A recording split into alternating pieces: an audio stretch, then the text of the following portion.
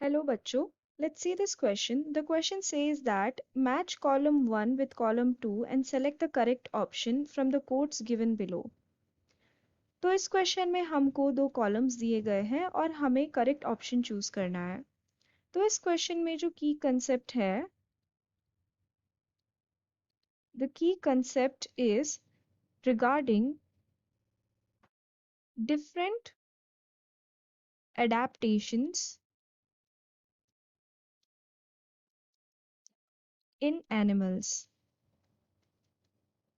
Alright, तो हम यहाँ पे सबसे पहले एक एक ऑप्शंस देखेंगे in column 1 and then we will try to connect them with the options given in column 2। तो ऑप्शन ए जो है कॉलम 1 में हमें दिया गया है यूरी थर्मल। तो what is the meaning of eurythermal? तो यूरी थर्मल एनिमल्स जो होते हैं they are known to be able to tolerate wide range of temperature. Okay, wide range of temperature. अगर हम इनके एग्जाम्पल्स देखें यूरीथर्मल ऑर्गेनिज्म के, तो नॉर्मल एग्जाम्पल्स हैं जैसे कि मैन, गोट या dog, cat. All these animals जो टेरेस्ट्रियल एनिमल्स हमें देखने के लिए मिलते हैं, cow, monkey, all these animals are example of eurythermal animals. तो हम कह सकते हैं कि ए जो है वो मैच करेगा with 4, that is able to tolerate wide range of temperature. Next let's see, B हमें दिया गया है stenothermal.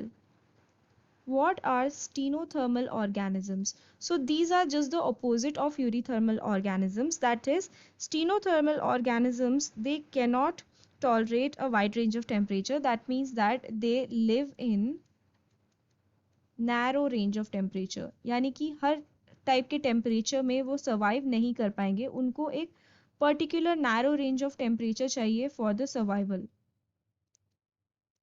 ऑलराइट, अगर हम स्टीनोथर्मल ऑर्गेनिजम्स की बात करें तो उनके एग्जाम्पल्स हो जाएंगे crocodile, then another example is pigeon, another example is python, snake. So these are some examples of stenothermal organism. तो हम कह सकते हैं कि B जो है वो मैच करेगा with 1, able to tolerate narrow range of temperature. Then हमें C में क्या दिया गया है? Conformers. Conformers. So what are conformers? So these are any organism जिनका internal जो temperature होता है that is influenced by internal temperature of these organism is influenced by the external temperature, or you can say the external environment का temperature और external factors.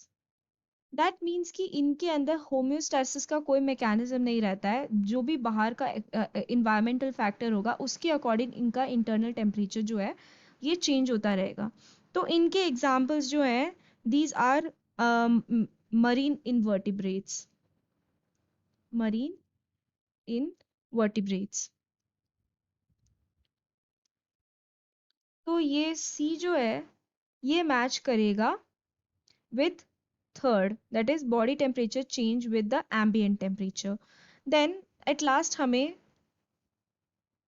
D में दिया है diapause. So what is diapause? So this is a period of suspended growth. Period of suspended growth.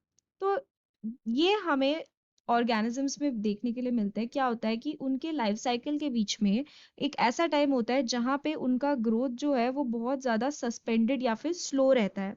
ठीक है, तो ये जो है ऐसा टाइप का लाइफ साइकिल हमें देखने के लिए मिलता है इन इंसेक्ट्स। फॉर एग्जाम्पल जब वो प्यूपा बनाते हैं तो उनके अंदर जो है वो सस्पेंडेड ग्रोथ रहता है, बहुत ही स्लो ग्रोथ रहता है, एंड उस टाइप के ग्रोथ को हम बोलते हैं डायपॉज। तो डी जो है ये मैच करेगा with second. So, so A will match with fourth, B will match with 1, C will match with third, and D will match with second. तो ऐसा कॉम्बिनेशन हमें कहाँ पे दिया है ऑप्शन 1 में. So we can say that the correct answer for this question will be option 1. So I hope you have understood it well. Best of luck.